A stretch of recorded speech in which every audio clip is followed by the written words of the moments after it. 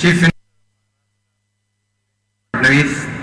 Minister of State, Independent Charge of Environment, Forest and Climate Change, Shri Prakash Javadekar, US Ambassador, His Excellency Mr. Richard Burma, State Minister of Industries, Maharashtra, Shri Subhash Rajaram Desai, Member of Parliament, Shri Shivaji Adal Rao Patil, our esteemed dignitaries, Excellencies, customers, suppliers and friends from our media.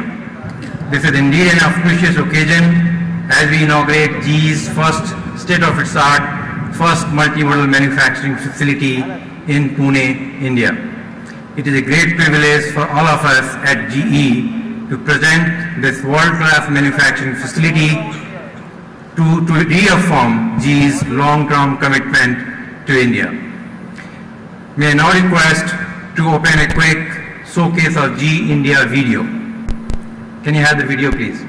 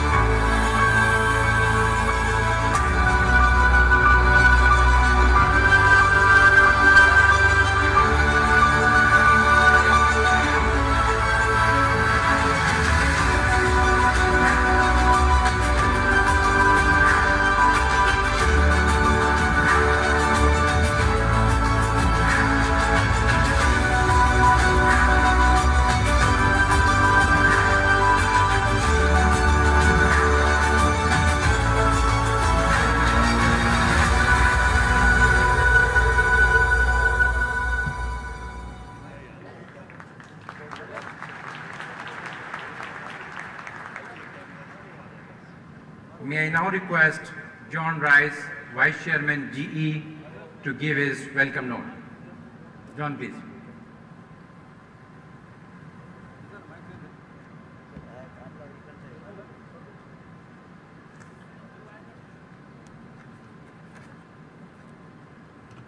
Mr. Prime Minister, distinguished guests, ladies and gentlemen, thank you for gracing today's occasion with your presence. Today is another proud milestone for GE in India, a journey that we started in this great country 110 years ago. In June of 2012, I stood right here and participated in a groundbreaking ceremony to signify the beginning of this ambitious project. Building our first multimodal manufacturing facility that combined from inception the manufacturing requirements of 4 different GE businesses. We talked about a facility that would rival the world's best, one that would have the capability to grow and expand, attract talented people, and contribute in a meaningful way to Pune, the state of Maharashtra, and the country of India. Today, we see that vision has become a reality, and it comes at a time when the spotlight is on manufacturing and the government's Make in India campaign. Hard work by many over the last 32 months has created a world-class facility that makes us all proud. It includes the latest technology in automation, data analytics, and manufacturing techniques such as 3D printing. It's also a key part of our global innovation framework with design and manufacturing practices that are integrated into our global research and engineering effort. Beyond the beautiful buildings and great work here performed, there is a team of domestic suppliers and some 3,000 of their employees who provide the majority of the material input in accordance with our exacting global standards. Our respect for and support of diversity is evident in the makeup of the Pune team, 25% of whom are women, including a large number of engineers. We do this because it's right and because it adds to our competitive advantage. We chose Pune because we thought we could find great people, and we have. Their ability to do great work and learn and grow will be our competitive advantage, and it will ensure that we take full advantage of future expansion opportunities here. This high-quality team and the work that they do has led us to decide that it's time for Phase 2, and I'm pleased to say today that we'll be investing in additional capacity to support our aviation, rail, and diesel engine requirements.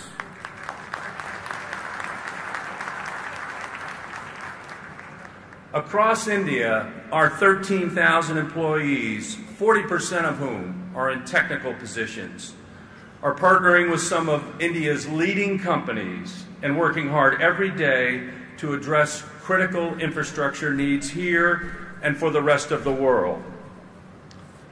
We innovate in healthcare, in aviation, rail, and energy with products and partnerships across India to find affordable local solutions that meet the needs of the people of India and the global community.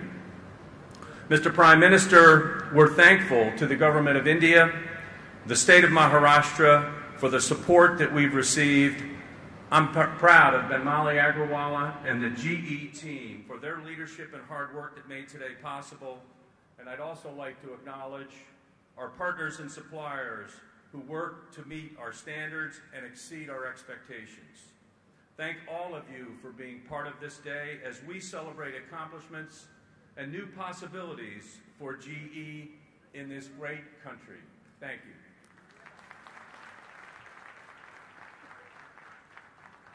Thank you, John, for your great support and encouraging words. May I now request the Chief Minister of Maharashtra, Shri Devendra Fadnavis ji, to share his thoughts with us.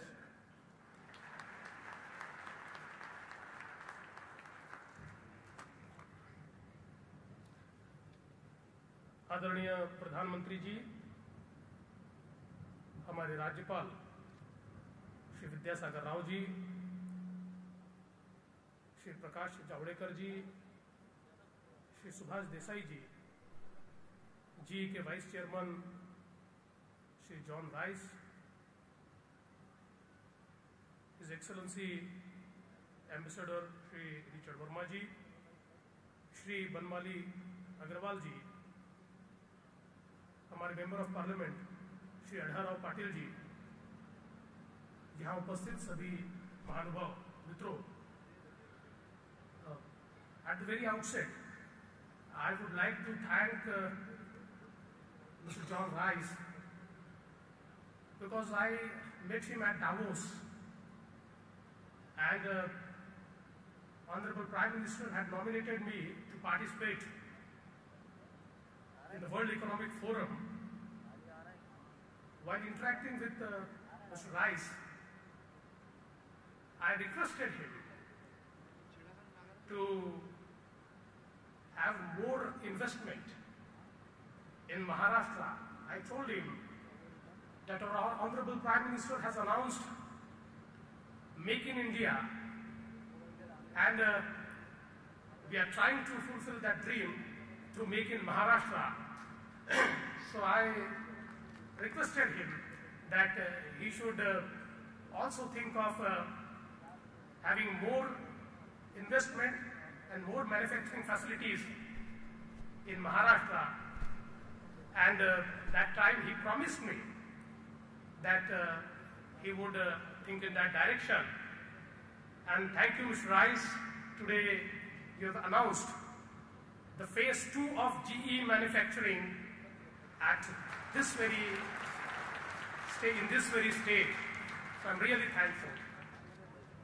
मैं ऐसा मानता हूं कि ये GE का जो multi modal manufacturing facility यहाँ पर तैयार हुई है, ये अपने आप में एक बहुत नए तरीके की फैसिलिटी है, जिसमें अलग अलग बिजनेसेस जो GE के हैं, अलग अलग मैन्युफैक्चरिंग फैसिलिटीज जो है, उसके लिए पार्ट्स एक ही जगह तैयार हो रहे हैं। 4 अलग अलग जो बिजनेसेस है, रेल है, एविएशन है, वाटर इश्यूज है, सारी चीजों का काम यहाँ एक साथ होगा।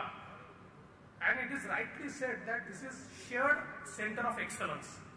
मुझे ऐसा लगता है कि एक बहुत ही नया और नायाब कॉन्सेप्ट यहाँ पर GE के माध्यम से आया है, और इसलिए मैं GE का बहुत बहुत अभिनंदन करना चाहता हूँ। आदरणीय प्रधानमंत्री जी को मैं केवल इतना ही यहाँ पर कहना चाहता हूँ कि आपने मेक इन इंडिया का नारा दिया, और उसके चलते आपने ये कहा कि ईज इन डूइंग बिजनेस होना चाहिए। और सर, हमने वही प्रयास शुरू किया है। हमने परमिशन की रेजिम को नीचे लाने की कोशिश की है, और लगातार हम परमिशंस घटा रहे हैं। लोगों को तुरंत राहत मिले, तुरंत लोगों को सारी परमिशंस मिले, ये हमारा प्रयास चल रहा है।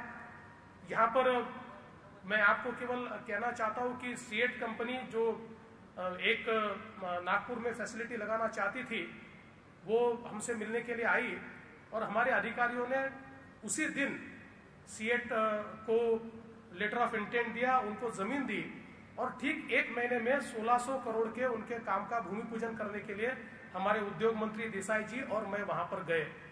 सर, शिंडलर्स ने यहाँ पर एक बहुत बड़ी फैसिलिटी लगाई, जिस फैसिलिटी को 1 साल से उनका काम पूरा हुआ था, लेकिन कुछ रेगुलेशंस के कारण वो उसको शुरू नहीं कर पा रहे थे। लगातार उनका प्रयास चल रहा था। हमने तुरंत उसमें सर स्ट्रक्चरल चेंजेस किए। जो रिवर रेगुलेटरी अथॉरिटी का एक हमने रेगुलेशन लाया था, उस रेगुलेशन को हमने हटाया, और उसकी जगह हमने नेशनल रेगुलेशन जो है उसको इम्प्लीमेंट करना शुरू कर दिया। तो 1 साल से जो फैसिलिटी उनकी बंद थी, वो तुरंत शुरू हुई, और उनको डावोस में ही मैंने वहां पर उस पत्रक उनको सुपुर्द किया, और उनकी फैसिलिटी शुरू हुई। उसी प्रकार से सर, कॉग्निजेंट जो एक बड़ा निवेशक है, उनको भी हमने तुरंत सर वहां पर हमने लेटर इशू किया, और उन्होंने 20,000 जॉब्स नए तैयार करने की घोषणा की। तो मैं ऐसा मानता हूं सर कि मेक इन महाराष्ट्र ये एक ऐसा सपना है कि आप देश को सर 8% ग्रोथ पर ले जाना चाहते हैं, और मैं ऐसा मानता हूं कि महाराष्ट्र जब 10% से ज्यादा विकसित होगा, तभी सर देश 8% की ओर जाएगा। और इसलिए आपके इस बड़े सपने में एक छोटा सा रोल करने का प्रयास हम लोग कर रहे हैं, और मुझे विश्वास है कि जो वातावरण आपने तैयार किया, मैंने डावोस में सर देखा, वर्ल्ड इकोनॉमिक फोरम में, वहां पर सारे लोग केवल भारत की बात कर रहे थे, सारे लोग भारत में निवेश की बात कर रहे थे। तो माहौल बदला है, और इस बदले हुए माहौल में अगर एक सही इकोसिस्टम हम तैयार करेंगे, तो मैं ऐसा मानता हूं कि बहुत बड़े पैमाने पर ये निवेश आएगा। मैं आपको आश्वस्त करना चाहता हूं सर कि महाराष्ट्र सबसे ज्यादा निवेश लाकर और मेक इन इंडिया का सपना निश्चित रूप से पूरा करेगा। मैं फिर एक बार GE की इस मल्टी मॉडल मैन्युफैक्चरिंग फैसिलिटी के लिए मैं GE को बहुत बहुत धन्यवाद देता हूं, और अपने शब्दों को विराम देता हूं। धन्यवाद। Thank you, Sri Devendra Fadnavis ji, for sharing your perspective and encouraging words. May I now request the Prime Minister, Sri Narendra Modi ji, to unveil the plaque and mark the inauguration of our multimodal facility. I also invite all the dignitaries to join the Prime Minister.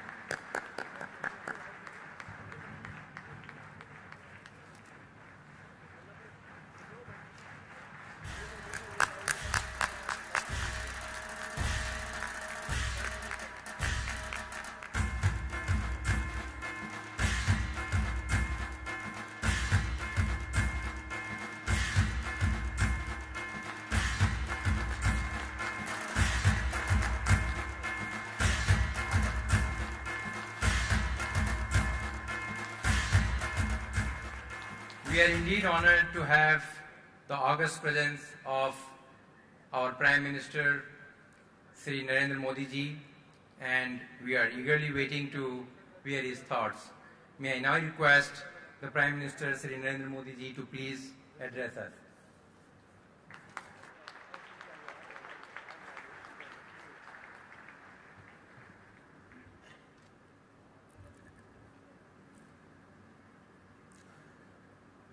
Maharashtra के राज्यपाल श्रीमान विद्यासागर राव, यहाँ के लोकप्रिय मुख्यमंत्री श्रीमान देवेंद्र जी, US ambassador श्रीमान Richard Verma, केंद्र में मंत्रिपरिषद के मेरे साथी श्री प्रकाश जावड़ेकर जी, राज्य सरकार में मंत्री श्रीमान सुभाष देसाई जी, श्री गिरीश बापट जी, यहाँ के सांसद श्रीमान धनराव पाटिल जी और ग्लोबल जी के vice chairman, president and CEO Shri John ji Rice ji, South Asia के president and CEO Shri Banmali Agrawal ji, उपस्थित सभी महानुभाव, उन्होंने आग्रह किया था कि पुणे में हमारा यूनिट का एक्सपांशन हुआ है, आप आइए। आज वैसे भी मेरा महाराष्ट्र आना था, तो मैंने कहा ठीक है मैं आता हूं, मैं देखना चाहता हूं। मैंने आज state of art facility manufacturing sector में कैसी हो सकती है, आधुनिक इंडस्ट्रियल इंफ्रास्ट्रक्चर कैसा हो सकता है, आधुनिक टेक्नोलॉजी का कैसा रोल हो सकता है, उसे आज मैंने प्रत्यक्ष देखा है।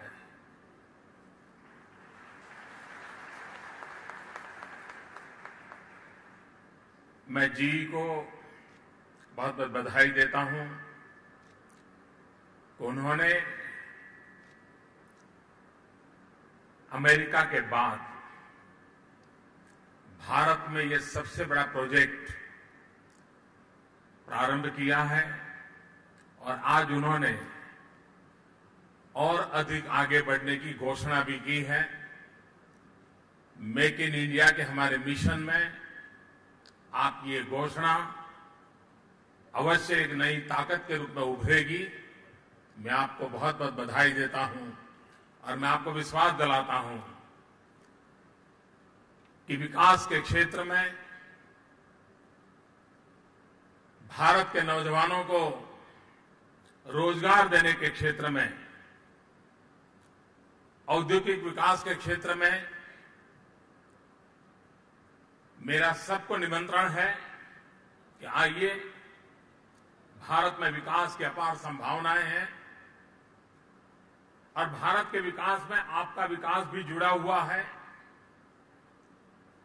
और आज ग्लोबल इकोनॉमी के जमाने में, कॉम्पिटिटिव वर्ल्ड के जमाने में, मैं दुनिया के उद्योगकारों को विश्वास दिलाता हूं कि भारत एक ऐसी उर्वरा भूमि है, यहां एक ऐसा टैलेंटेड यूथ है कि आप यहां का मैन्युफैक्चरिंग कॉम्पिटिटिव वर्ल्ड के अंदर पूरी ताकत के साथ आप खड़े रह सकते हैं, आगे बढ़ सकते हैं और अधिक आगे बढ़ने की संभावनाओं को वहां पर शिलान्यास कर सकते हैं।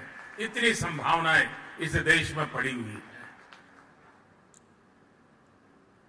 पिछले दिनों पूरे विश्व में भारत की तेज गति से हो रहे आर्थिक विकास की चर्चा हुई है। हम लंबे अरसे से सुनते थे कि 21वीं सदी एशिया की सदी, लेकिन बाद में सुई हिंदुस्तान तक पहुंचती नहीं थी, कहीं न कहीं इधर उधर अटक जाती थी। लेकिन पिछले कुछ महीनों में एक के बाद एक जो निर्णय हुए हैं, जो इनिशिएटिव लिए गए हैं, जिस क्लैरिटी के साथ, विजन के साथ हम आगे बढ़ रहे हैं, आज दुनिया जो 21वीं सदी, एशिया की सदी सोच रहा है, अब उनकी सुई हिंदुस्तान की तरफ मोड़ चुकी है। और मुझे विश्वास है 21वीं सदी एशिया की सदी हो, उसमें भारत की अहम भूमिका होगी, ये मैं साफ देख रहा हूं। मैन्युफैक्चरिंग सेक्टर में हम और अधिक आगे बढ़ना चाहते हैं। अभी अभी भारत की जीडीपी के जो फिगर्स आए हैं 7.4%, और दुनिया के गणमान्य आर्थिक जगत के लोगों ने लिखा है कि आज विश्व में सबसे तेज गति से आगे बढ़ने वाली इकोनॉमी है तो वो इकोनॉमी हिंदुस्तान की है।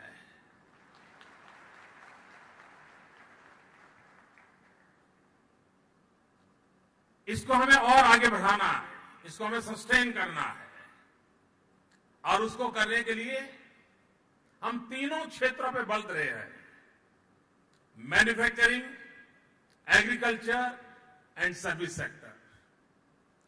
मैन्युफैक्चर में भारत में अपार संभावनाएं पड़ी है। हमारे पास डेमोग्राफिक डिविडेंड है। 65% पॉपुलेशन 35 से नीचे की एक ग्रुप की है। जिस देश के पास इतना युवा धन हो, वो देश हिंदुस्तान को धनवान बनाने में कभी भी पीछे नहीं रह सकता है। ये ताकत हिंदुस्तान के युवा धन में है। और मैं ये देख रहा हूं, अगर विश्व के धन को भारत में आकर्षित करना है तो भारत का युवा धन एक बहुत बड़ी मैग्नेटिक पावर को लेकर के बैठा हुआ है। हमारी युवा धन का मैग्नेटिक पावर विश्व के धन को भारत में खींचने के लिए पूरा सामर्थ्यवान है। और इसलिए विकास के केंद्र बिंदु में हमने हमारे देश के युवा को रखा है। जॉब क्रिएशन हो, जॉब क्रिएशन के लिए ह्यूमन रिसोर्स डेवलपमेंट हो, ह्यूमन रिसोर्स डेवलपमेंट में स्किल डेवलपमेंट पर बल दिया जाए, और स्किल डेवलपमेंट के लिए एक अलग सरकार में मंत्रालय बनाया पहली बार, जो पूरी तरह भारत की युवा शक्ति के स्किल डेवलपमेंट पर बल देगा। और मैं मानता हूं भारत का स्किल मैन पावर पूरे विश्व को आकर्षित करने की भी एक बहुत बड़ी ताकत रख सकता है। हमारे पास टैलेंट है, और मैं मानता हूं कि भारत के नौजवानों के पास वो टैलेंट है जो दुनिया की टेक्नोलॉजी को आकर्षित करने की ताकत रखती है। दुनिया इस बात को जानकर के हैरान हो गया। एक हॉलीवुड की फिल्म बनाने में जितना खर्चा लगता है, उससे कम खर्चे में हिंदुस्तान के युवा टैलेंट ने मार्स ऑर्बिट पर हमारा मंगलयान भेजा। हॉलीवुड फिल्म से भी कम खर्चे में। दुनिया ये जानकर के हैरान हो गई। और ये हमारे टैलेंट के नतीजे हैं। इस टैलेंट के आधार पर हम विश्व को, इस टैलेंट और उनकी टेक्नोलॉजी, इन दोनों का मिलन हो जाए तो विन विन सिचुएशन बनेगी, और हम नए मिरेकल को प्राप्त कर सकते हैं, और उस दिशा में हम बल देना चाहते हैं। कभी कभार शासन के निर्णय जब स्पष्ट होते हैं और दुनिया में कोई भी व्यक्ति भरोसा कर सकता है, प्रिडिक्टेबल हो, तो विश्वास करेगा। हमारी कोशिश रही है कि हमारी व्यवस्थाओं के संबंध में, हमारे कानूनों के संबंध में, हमारी योजनाओं के संबंध में प्रेडिक्टेबिलिटी होनी चाहिए। तब जाकर के कोई भी भरोसा करेगा, हाँ भाई हिंदुस्तान के पास सब है, ये अब सरकार की सुविधाएं हैं, हम पहुंचेंगे। पिछले दिनों में मेक इन इंडिया के तहत काफी कदम उठाए हैं। अभी देवेंद्र जी बता रहे थे, ईज ऑफ डूइंग बिजनेस के लिए अकेले महाराष्ट्र ने जो इनिशिएटिव लिए हैं, हिंदुस्तान के कई राज्यों को वो प्रेरणा देने वाले हैं। एक समय था Maharashtra industrial development corporation MIDC, जो यहां की सरकार की व्यवस्था है, लेकिन ब्यूरोक्रेसी इस प्रकार से वहां छाई हुई थी, सरकारी कानून नियम इस प्रकार से ऊपर कब्जा लेकर के बैठे थे कि सरकारी व्यवस्था में भी किसी को उद्योग लगाना था तो 70-80 परमिशन के लिए 2-2, 4-4 साल तक उसको भटकना पड़ता था। देवेंद्र जी ने आकर के उस परमिशन की प्रक्रिया को 70-80 से कम करके 20-25 पर ला दिया है, और वो मुझे कह रहे थे मैं और कम करने वाला। मैं अभी प्रेसिडेंट ओबामा जब आए थे तो हिंदुस्तान के और अमेरिका के CEO की एक मीटिंग थी, तो उसमें मुझे हॉस्पिटैलिटी इंडस्ट्री की तरफ से उनके एक प्रतिनिधि ने वहां वक्तव्य दिया। उन्होंने कहा साहब हम हिंदुस्तान में आना चाहते हैं, हम नई नई होटल्स करना चाहते हैं, यहां के टूरिज्म को बढ़ावा मिले हम करना चाहते हैं, लेकिन अगर मैं एक होटल बनानी है तो 110 से ज्यादा हमें परमिशन लेनी पड़ती है। 110 से ज्यादा सरकारी दफ्तरों में हमें चक्कर काटने पड़ते हैं। एक परमिशन लेने में अगर 1 महीना लग जाए तो 110 महीने तो हमारे कागज ही घूमते रहते हैं, और तब हमारी कंस्ट्रक्शन कॉस्ट भी अनेक गुना बढ़ जाती है, और तब जाकर के हमने जो प्रोजेक्ट नहीं सोचा होता है वायबल नहीं रहता है। कम से कम इसके लिए तो कुछ सोचिए। ये सुनने के बाद मैंने संबंधित लोगों से बात की, और मुझे आज खुशी है कि देवेंद्र जी मुझे बता रहे थे कि हॉस्पिटल इंडस्ट्री के लिए जो 110-120 परमिशन थी उसको कम करके हम 20 पर ले आ रहे हैं। गुड गवर्नेंस ये डेवलपमेंट की गारंटी होता है। ईज ऑफ डूइंग बिजनेस किसी को भी आगे बढ़ने के लिए अवसर देता है, और भारत को नई ऊंचाइयों पर ले जाने के लिए हम उस पर बल देना चाहते हैं। आने वाले दिनों में औद्योगिक विकास में हम नई ऊंचाइयों को पार करें। जी के मित्र, मैं भी पूछ देख रहा था, मैंने उनसे कहा कि हमारे यहां विकास की कल्पना जल, थल और नभ तीनों को लेकर के होती है। हमने कहा आप थल में तो है, नभ में भी है, लेकिन जल में नजर नहीं आ रहे हैं। भारत में शिप बिल्डिंग इंडस्ट्री की बहुत बड़ी संभावनाएं पड़ी है। इतना बड़ा समुद्री तट है, स्टील मैन्युफैक्चरिंग होता है, विपुल मात्रा में स्किल्ड मैन पावर है। अगर हम शिपिंग के इंजन बनाने की दिशा में अगर तेज गति से आगे बढ़ते हैं तो शिप बिल्डिंग की भी संभावनाएं बनती हैं, और अगर हमारे समुद्र तट के सभी राज्यों के नौजवानों को रोजगार की नई ताकत मिलती है। और दूसरा मैंने इनसे कहा है कि आप यहां पर से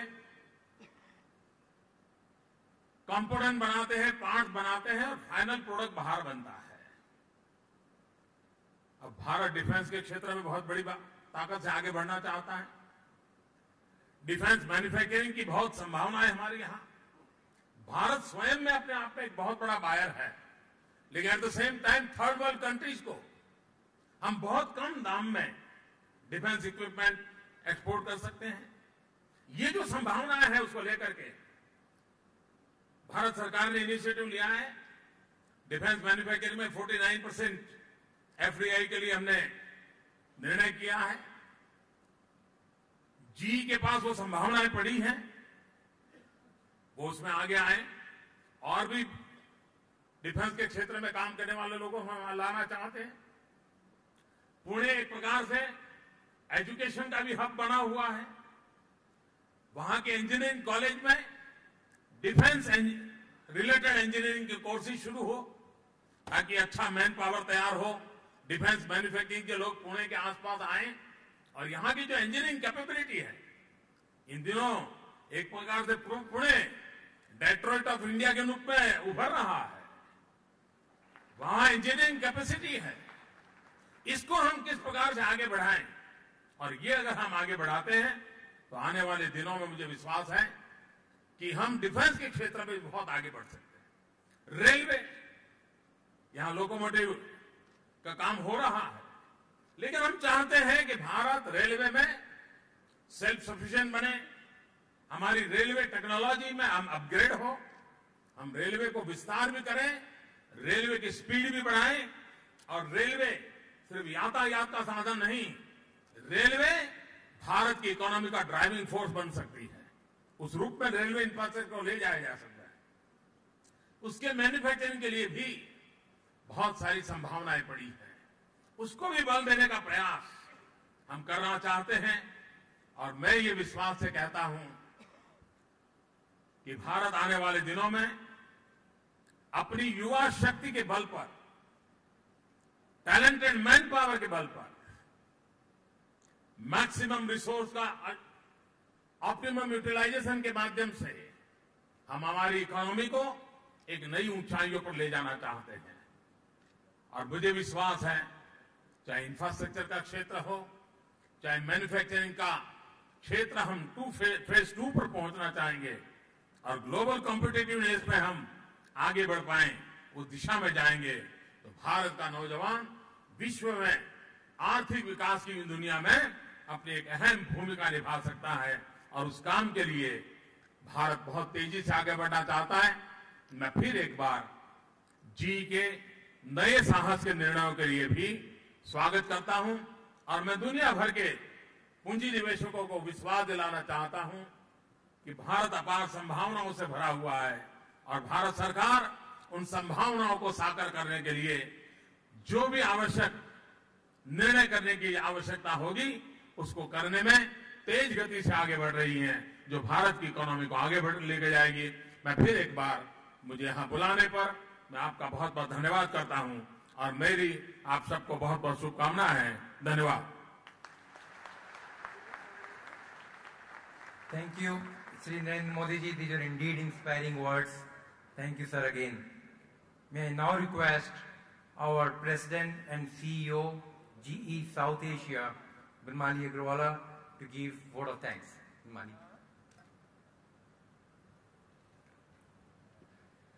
आदरणीय प्रधानमंत्री श्री नरेंद्र मोदी जी, मंच पर बैठे समस्त अतिथिगण, भारत सरकार और महाराष्ट्र राज्य सरकार के वरिष्ठ अधिकारी, वरिष्ठ पत्रकार, मैं जी को अपने सभी साथियों की ओर से आप सभी का आभार प्रकट करता हूं कि आप आज इस महत्वपूर्ण अवसर पर हमारे बीच मौजूद हैं। प्रधानमंत्री जी, आपने भारत को एक नई दिशा और उम्मीद दी है। हमें यकीन है कि आपके समर्थन और प्रोत्साहन से हमारे जैसी कंपनियों का हौसला और बढ़ेगा और भारत प्रगति के मार्ग पर तेजी से बढ़ता ही जाएगा। जीई का प्रयास रहा है और रहेगा कि हम टेक्नोलॉजी को अफोर्डेबल बनाएं ताकि इसका लाभ सभी नागरिकों को पहुंचे। हम महाराष्ट्र सरकार का धन्यवाद करना चाहते हैं कि उन्होंने हमें सहयोग और प्रोत्साहन दिया है। इस मल्टी मॉडल फैसिलिटी की स्थापना स्थानीय समुदायों, उद्योगों, MIDC और सरकार के सहयोग के बिना संभव नहीं हो सकती थी। इस इवेंट के सुगम आयोजन के लिए स्थानीय प्रशासन के सहयोग के लिए उनके भी हम आभारी हैं। मीडिया के हमारे मित्रों, कस्टमर्स और पार्टनर्स का यहाँ मौजूद के लिए हम और उनके भी धन्यवाद करना चाहते हैं। अंत में मैं एक बार फिर आप सभी का आभार एवं शुभकामनाओं के साथ और आपकी अनुमति से इस आयोजन का समापन करता हूं। धन्यवाद।